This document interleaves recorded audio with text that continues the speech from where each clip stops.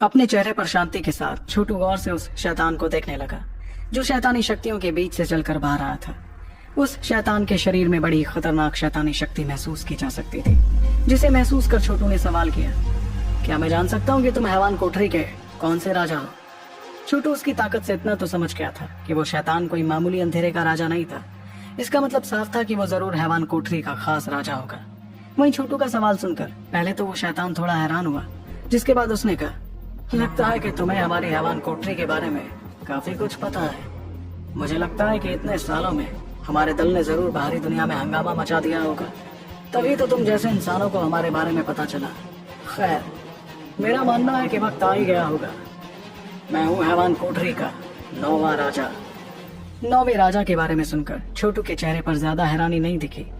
जाहिर सी बात थी कि वो इससे बहुत ज्यादा ताकतवर शैतानी राजाओं को देख चुका था, इसलिए वो हैरान नहीं था।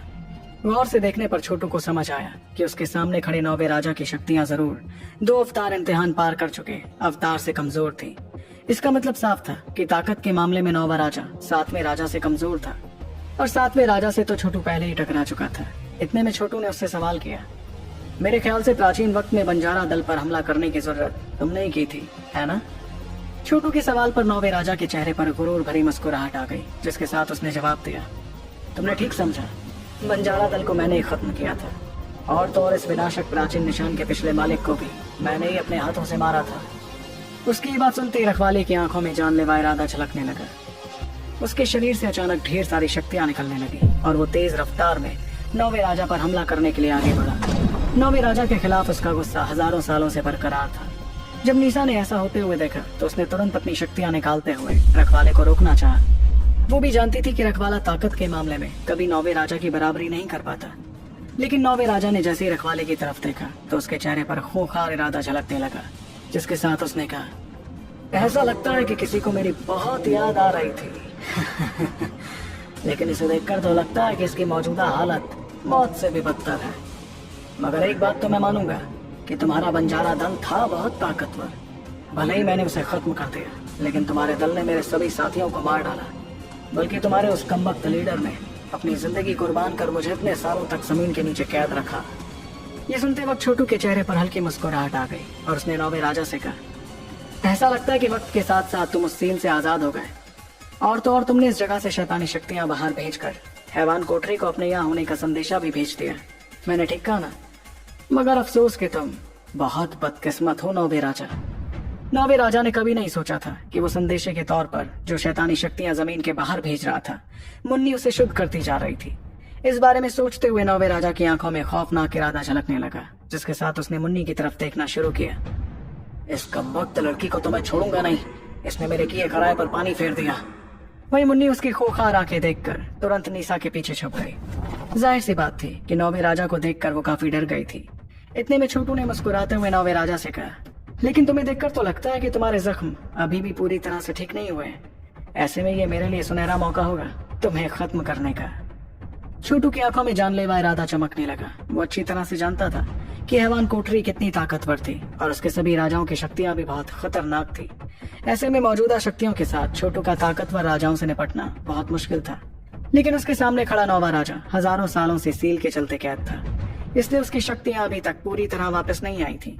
ऐसे में अगर छोटू नौवे राजा को आज खत्म कर देता तो इससे हैवान कोठरी को बहुत बड़ा झटका लगता। मगर छोटू की धमकी सुनकर नौवे राजा ने हंसते हुए कहा, क्या कहा तुमने? तुम मुझे खत्म करोगे?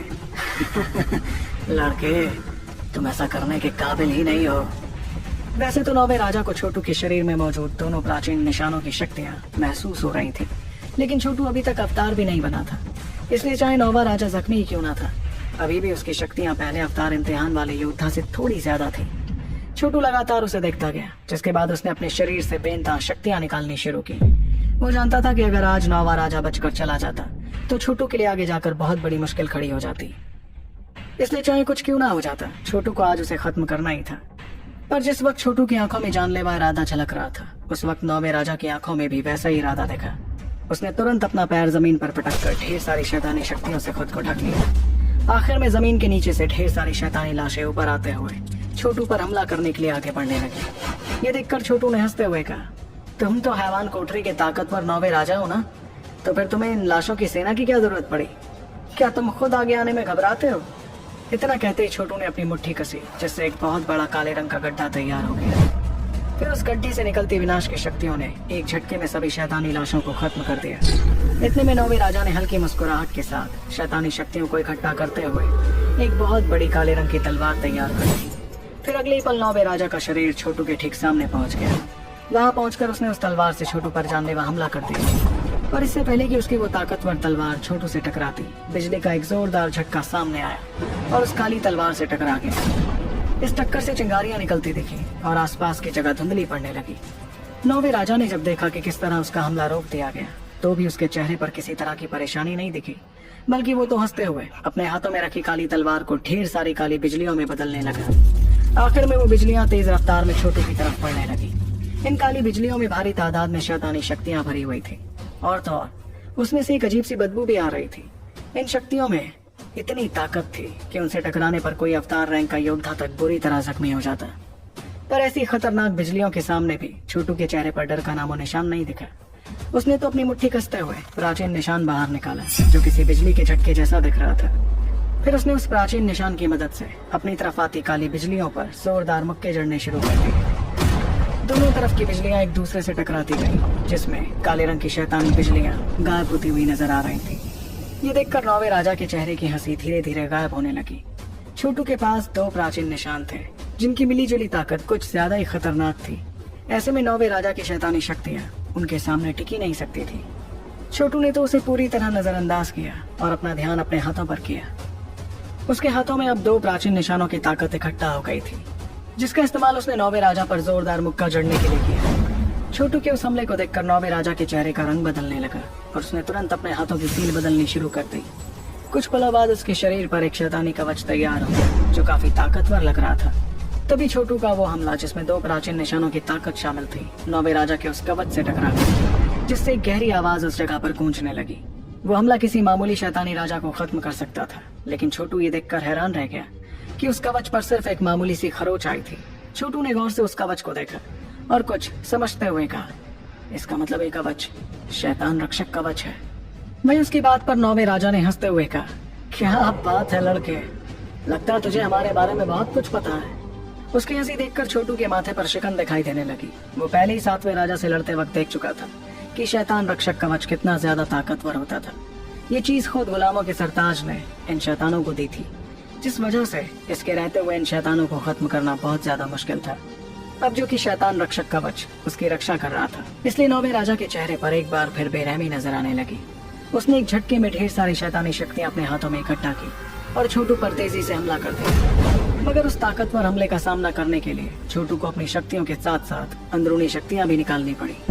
इसके अलावा वो दोनों प्राचीन निशानों की शक्तियां इस्तेमाल करने पर भी मजबूर हो गया था। इससे साफ हो गया था कि कवच बाहर निकालने के बाद से नौवा राजा छोटू पर थोड़ा हावी पड़ने लगा था। आमतौर पर छोटू किसी पहले अवतार इम्तिहान वाले से टकरा सकता था, लेकिन अगर उसका सामना 7वें राजा जैसे योद्धा से होता जो 2 अवतार इम्तिहान पार कर चुका था, और तो और उसके पास शैतान रक्षक कवच जैसी चीज भी थी, तो छोटू बहुत मुश्किल में पड़ जाता। लेकिन छोटू के सामने खड़ा नौवा राजा 7वें राजा जितना ताकतवर नहीं था, इसलिए छोटू उससे टक्कर का मुकाबला कर पा रहा था।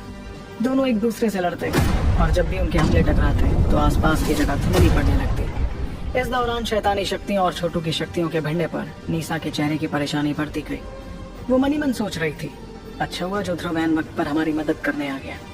अगर ये यहाँ नहीं होता तो इस नौवे राजा से कौन टकरा पाता। इस दौरान मुकाबला करते नौवे राजा ने छोटू की तरफ देखकर हंसते हुए कहा, लड़के, मुझे मानना पड़ेगा कि तू काफी ताकतवर तो है, लेकिन तू चाहे कुछ क्यों ना कर ले, मुझे जख्मी नहीं कर पाएगा। इसलिए अगर ये मुकाबला इसी तरह चलता रहा तो तू मेरा क्या ही बिगाड़ लेगा। मेरे हिसाब से तुझे मुझे यहाँ से जाने देना चाहिए, ताकि इस जगह की शांति बरकरार रहे। हमारा ये जो मुकाबला है वो हम आगे जाकर पूरा कर लेंगे, क्या कहता है। लेकिन उसकी बात पर छोटू ने हंसते हुए जवाब दिया, तूने क्या मुझे बेवकूफ समझ रखा है जो मैं तुझ जैसे शैतान को यहाँ से जाने दूंगा। आगे जाकर तू और ताकतवर हो जाएगा और इंसानों के लिए और बड़ा खतरा बन जाएगा। ऐसे में तुझे अभी ही खत्म करना बेहतर होगा।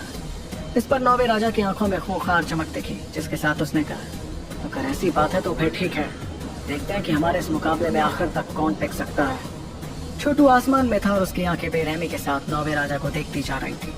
उसकी मौजूदा शक्तियों के हिसाब से उसके पास एक ही तरीका था नौवे राजा को बुरी तरह जख्मी करने का, और वो था प्राचीन निशानों का धनुष और तीर। लेकिन उस हमले का इस्तेमाल करने पर छोटू की शक्तियां तकरीबन पूरी तरह खर्च हो जाती। इसलिए अगर गलती से भी उसका वो हमला नौवे राजा को खत्म करने में नाकाम होता तो छोटू के लिए मुश्किलें और ज्यादा बढ़ जाती। पर छोटू ने भरते हुए कहा, मुझे इस बात की फिक्र अभी नहीं करनी चाहिए, जो होगा देखा जाएगा। छोटू ने गहरी सांस लेते हुए खुद पर यकीन किया कि चाहे वो नौवे राजा को खत्म ना कर पाए, लेकिन वो उसे बुरी तरह जख्मी तो जरूर कर देगा। तब तो वो नीसा और बाकियों की मदद से उसे कैद करने में जरूर कामयाब हो जाएगा। इस ख्याल के साथ ही छोटू ने बिना वक्त जाया किए तुरंत अपने हाथों में एक धनुष और तीर तैयार किया। फिर अपनी उंगलियों को पीछे करते हुए उसने बिजली का एक तीर तैयार किया जो आधा काले रंग का था। अब उसे सिर्फ नौवा राजा ही दिख रहा था, जिसे देखकर छोटू की आंखों में दिखती जानलेवा चमक और ज्यादा बढ़ गई। आज चाहे कुछ क्यों ना होता, उसे नौवे राजा को मारना ही था। छोटू के इस जानलेवा इरादे को देखकर थोड़ी दूरी पर खड़ा रखवाला भी चिल्लाने लगा। उसकी इस चीख में उसका शुक्रिया छुपा था। तभी उस रखवाले के शरीर से अचानक अनगिनत रोशनियां निकलने लगी जो हवा में तैरती हुई दिख रही थी। इन रोशनियों को देखकर एक पल के लिए तो छोटू थोड़ा हैरान हुआ। सबसे आगे दिखती रोशनी में एक बूढ़ा आदमी मौजूद था। वो बूढ़ा आदमी काले रंग के कपड़े पहने हुए था और ये वही काली आंखों वाला बुजुर्ग था जिसने छोटू को विनाशक प्राचीन निशान दिया था। उस बुजुर्ग के अलावा भी छोटू को इन रोशनियों में बहुत से लोग दिखाई दे रहे थे। उन्हें देखकर अचानक छोटू को कुछ समझ आने लगा। ये सब असल में बंजारा दल के लोगों की शक्तियां हैं। वो सभी लोग भले ही काफी वक्त पहले मर चुके थे, मगर उनकी शक्तियों के जिद्दी अंश आज भी अपने दल की रक्षा करने के लिए जिंदा थे। जब नौवे राजा ने ये सब देखा तो उसके चेहरे का रंग तुरंत बदलने लगा। फिर उसने अपने सामने खड़े काली आंखों वाले बुजुर्ग को देखकर कहा, बुढ़े तुझे जरा भी चैन नहीं है क्या? इतनी सदियों से तूने मुझे यहाँ कैद कर रखा है, फिर भी मैं जिंदा हूँ। तुझे क्या लगा कि तू मुझे यूं ही खत्म कर देगा? सदियों बाद मैं आज भी जिंदा हूँ, लेकिन तू मर चुका है। अब बता जीत किसकी हुई? वो काली आंखों वाला बुजुर्ग लगातार नौवे राजा को देखता गया जो पागलों की तरह हंस रहा था। लेकिन उस बुजुर्ग के चेहरे पर हल्की मुस्कुराहट आ गई, जिसके बाद उसने छोटू की तरफ देखा। फिर वो जैसे ही छोटू को देखकर अपने हाथ जोड़ने लगा तो उसके साथ ही मौजूद तमाम रोशनियों में मौजूद लोग भी अपने हाथ जोड़ने लगे। फिर एक प्राचीन आवाज उस जगह पर गूंजती हुई सुनाई पड़ी, हम तुम्हारी मदद करने को तैयार हैं, इस शैतान को हमेशा हमेशा के लिए खत्म करने में। फिर सभी के शरीर से निकलती रोशनियां अचानक एक दूसरे से मिलने लगी, जिसके मिलने पर अवतार रंग की शक्तियां तैयार हो गई थी। वो शक्तियां तेजी से आगे बढ़ते हुए छोटू के तैयार किए गए तीर पर इकट्ठा होने लगी, जिससे उस तीर की ताकत कई गुना बढ़ गई। ये ताकत इतनी ज्यादा थी कि पूरी जगह कांपने लगी। और तभी छोटू ने देखा कि सभी रोशनियां काफी हद तक धुंधली पड़ गई थी। ये नजारा देखकर उसने कुछ समझते हुए कहा, इन सभी ने अपनी शक्तियों के आखिरी अंश को इस हमले में भर दिया ताकि ये इस शैतान को मार सके। कमाल है इस बंजारा दल के लोग। तो आखिर कैसे खत्म करेगा छोटू नौवे राजा को, और क्या होगा जब छोटू लौटेगा वापस यावर दल? जानने के लिए आपको सुनना होगा सुपर योद्धा।